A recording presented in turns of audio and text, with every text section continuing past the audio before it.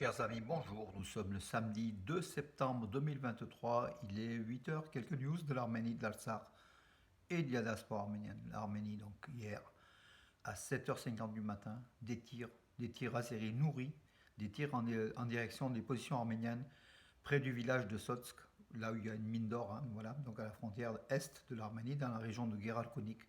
Des tirs azéris intensifs auxquels, bien sûr, les Arméniens ont répondu. Donc toute la journée jusqu'en début d'après-midi presque, ces tirs étaient intenses.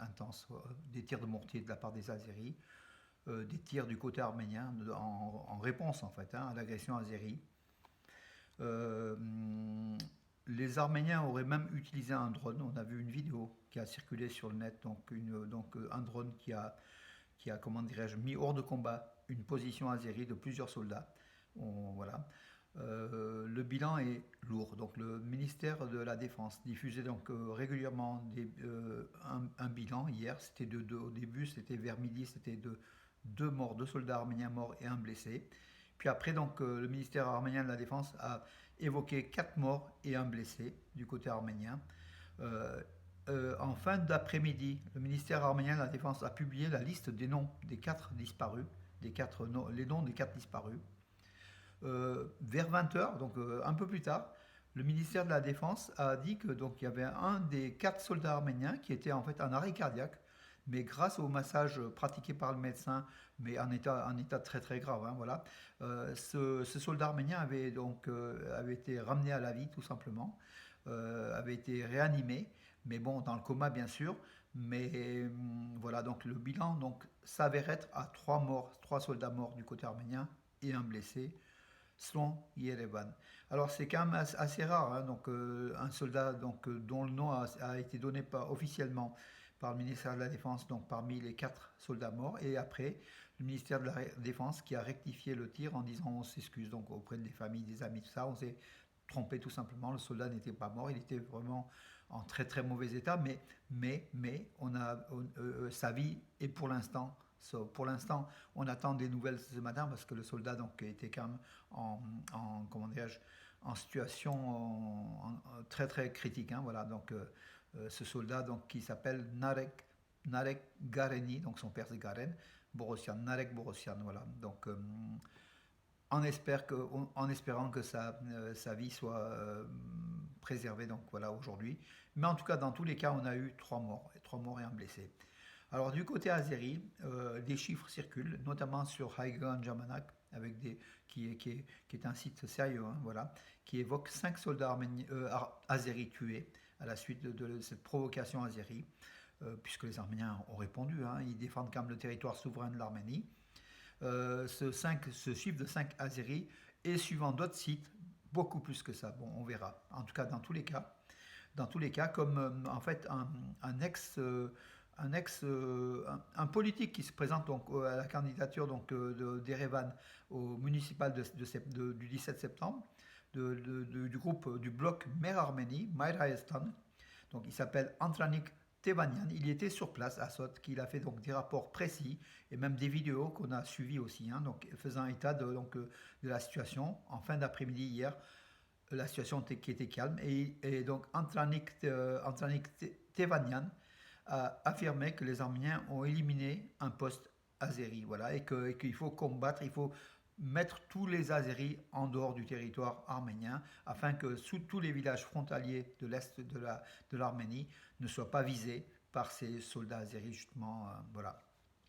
Nous devons être vigilants pour être en mesure d'éviter des évolutions indésirables. C'est pourquoi nous affirmons que l'agenda numéro un de la République d'Arménie, donc en fait il est inscrit dans son programme, et la sécurité, et que cet agenda, les citoyens doivent tout faire pour changer la vie intérieure de l'Arménie. C'est aujourd'hui la question clé, la première question de l'Arménie, c'est la sécurité à ses frontières, sans parler aussi bien sûr des 120 000 Arméniens de l'Artsakh, hein, la situation aussi en Artsakh, qui fête, donc on salue aujourd'hui 2 septembre, c'est la journée de l'indépendance, hein, l'Artsakh fête avec tristesse vu les conditions aujourd'hui, cette fête de l'indépendance, mais avec tristesse mais volonté, parce que ce peuple de l'Artsakh est toujours debout et résilient.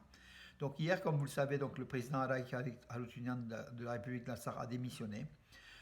Ça évolue, ça évolue. A priori, une prise en main de la Russie, a priori, hein, donc voilà, une présence forte de la Russie, mais une présence forte de la Russie, ça veut aussi dire que la Russie favorisera aussi l'Azerbaïdjan et notamment la route Ardam-Stepanakert pour livrer donc des biens humanitaires, mais dont on n'a pas besoin, tout simplement parce que c'est un cheval de Troie. En livrant des produits humanitaires depuis Ardam vers Stepanakert, l'Azerbaïdjan met un pied à Stepanakert, capitale de la République d'Artsakh. Voilà donc aussi le peuple de l'Artsakh n'en veut pas, tout simplement. Les Russes encouragent quand même avec les Azéris, ils encouragent cela pour occuper donc la partie, pour que les Azerbaïdjans occupent le restant. Donc, quelle sera la position de la Russie aujourd'hui? C'est vraiment l'énigme, hein. L'énigme. A priori, la Russie, mais aussi, comment dirais-je, réinvestit. Mais bon, on ne sait pas. Avec l'arrivée d'un nouveau commandant des forces russes, donc de paix en Artsakh, mais les Russes n'ont pas protégé le corridor de la Chine depuis le début, même avant. Voilà, donc on ne peut pas non plus faire confiance. Aujourd'hui, le sort de l'Artsakh est quand même en danger. Voilà. L'UE, l'Union européenne, par la voix de Charles Michel, qu'on connaît, donc voilà, son représentant est fermement convaincu que le corridor de la Chine doit être débloqué. Bien sûr, c'est encore un énième appel, mais l'UE parle aussi de l'autre voie, Ardam Stepanakert. Mais en fait, il dit que le corridor de la Chine doit être libéré, bien sûr, à la circulation, pour que la circulation dans les deux sens s'effectue. C'est la énième fois que Bruxelles fait un communiqué, fait une déclaration, mais derrière, pas de sanctions. Bruxelles qui achète du pétrole, du gaz azéri, pardon, par van der Leyen, qui a été à Bakou signé un contrat l'an dernier. Qu'attendre de plus de l'Europe s'il n'y a pas de menace de l'Azerbaïdjan? L'Azerbaïdjan n'obéira qu'à une menace, qu'à une sanction réelle, voilà. Soit de la force, soit une sanction économique, soit une sanction politique, mais forte. Pas des déclarations de ce type-là. Ça, Aliyev, il doit même rigoler, je pense. Voilà. Mais pas tellement, parce que c'est vrai qu'au bout d'un moment, la diplomatie internationale quand même se braque contre Bakou, et Bakou est conscient de cela, qui veut aussi des fois dégonfler la situation qu'elle a elle-même créée. Donc voilà, donc l'Azerbaïdjan enfin, ne peut pas, à ce bras de fer, ne peut pas aller jusqu'au bout face à l'international, face à l'Europe, face aux États-Unis, même si derrière il y a la Russie et la Turquie surtout. Voilà. Alors, oui, 1 350 000 téléspectateurs. Donc, je parlais de 3 à 5 millions.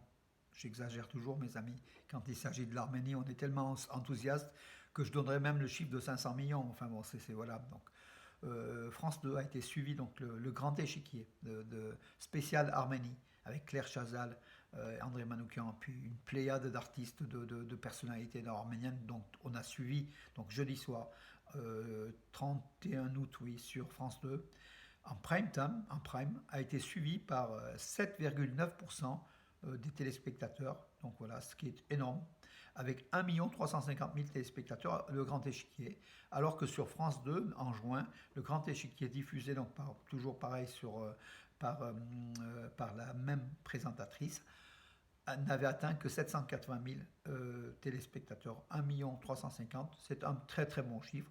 D'ailleurs, le Figaro Magazine, le directeur adjoint du Figaro Magazine, Jean-Christophe Besson, donc a signalé. C'est une satisfaction générale tant de la chaîne, donc pour avoir un beau score comme ça. Mes amis, c'est grâce à vous, grâce à nous tous, on a suivi, on a fait monter la médiaterie. Ça veut dire que l'Arménie intéresse. On a fait intéresser les gens à l'Arménie, et c'est ça qu'il faut, pour que les chaînes elles comprennent que l'Arménie n'est pas un pays oublié, n'est pas un pays qu'on n'en parle pas, qu'on peut, voilà, il faut en parler.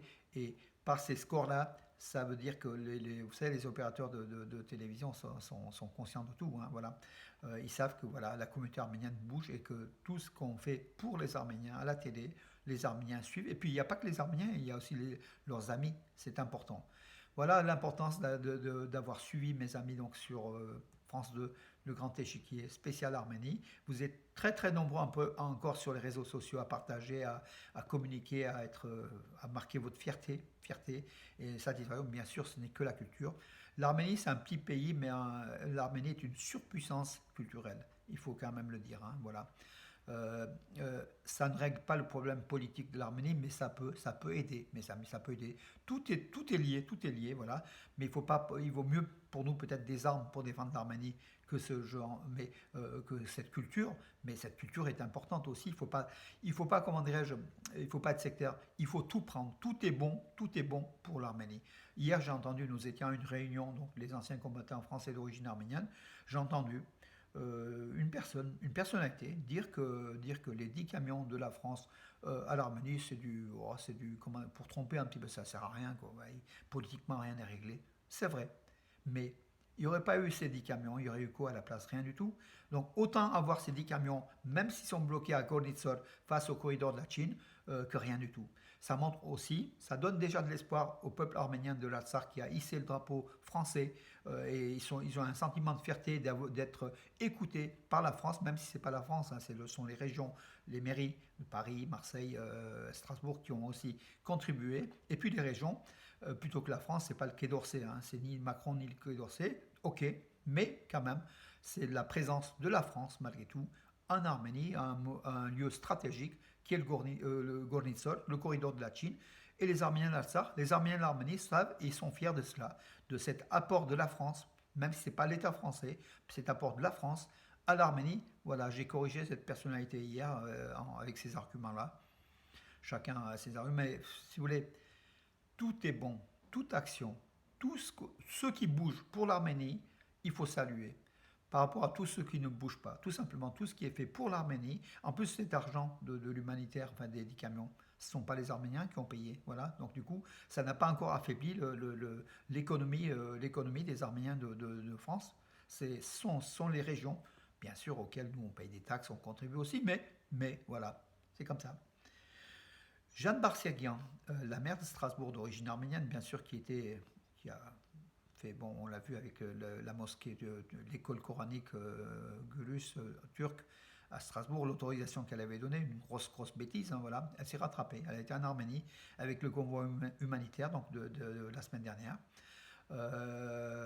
Et puis voilà, donc elle a visité le mémorial du génocide, le musée aussi institut, voilà, pour faire son travail de mémoire. Donc s'agenouiller donc devant la flamme éternelle des 1,5 million victimes du génocide des Arméniens de 1915, réalisé par les jeunes Turcs, par la Turquie, dans l'Empire ottoman entre 1915 et 1923, un génocide qui continue encore aujourd'hui, aux frontières de l'Arménie. C'est la suite du génocide, c'est cette volonté de l'Azerbaïdjan, qui est l'héritière de la Turquie, hein, des jeunes Turcs, à vouloir éliminer l'élément arménien de la carte, tout simplement. Et ça a été dit dans le grand échiquier, tant par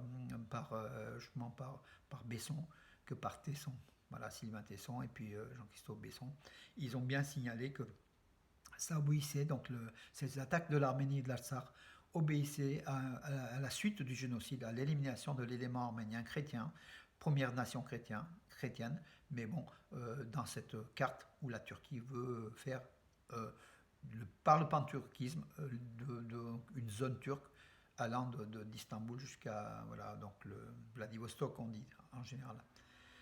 Voilà mes amis, écoutez, j'en ai terminé pour aujourd'hui. Je regarde si j'ai pas loupé une ou deux infos. Voilà, donc et puis si on a d'autres infos. Ah oui, aujourd'hui, donc ce matin, donc je serai au forum des associations de Valence, où il y a plusieurs centaines d'associations à Valence, hein, donc avec mon ami président d'Itcheval, c'est le stand d'Itcheval, donc l'association de jumelage entre Itchevan et Valence, Itchevan en Arménie, hein, et Valence, avec mon ami donc Rostov Iliozer qui est le président, et puis d'autres amis, hein, puisque c'est que un monde d'amis, hein, le monde associatif franco-arménien ou franco-français en fait, hein, ici à Valence. Et demain, pareil, donc forum des associations avec Arménia, l'association culturelle Arménia, que j'ai l'honneur de présider, fera un stand arménien au forum des associations de Bourg-les-Valences, où il y a à peu près 75 associations. Ouais, parce que Bourg-les-Valences, il y a 20 000 habitants, hein, c'est plus petit que Valence. Valence, c'est plusieurs centaines, c'est autour de 500, hein, c'est énorme, voilà. Voilà mes amis pour aujourd'hui, je vous donne rendez-vous à demain. Bonne journée. Tout à l'heure je vous ferai une vidéo donc du stand de Ditcheval en fin du direct. Voilà, vous verrez. À tout à l'heure, mes amis, puis à demain pour les infos pour les centaines de personnes encore qui me suivent. Même si Facebook bloque un ensemble de choses, en fait, Facebook m'a bloqué des partages dans des groupes, par exemple, voilà, parce que j'en fais peut-être trop. Ou alors j'étais signalé. C'est surtout parce que je suis souvent signalé. Et pas par des amis, vous le savez, par nos ennemis.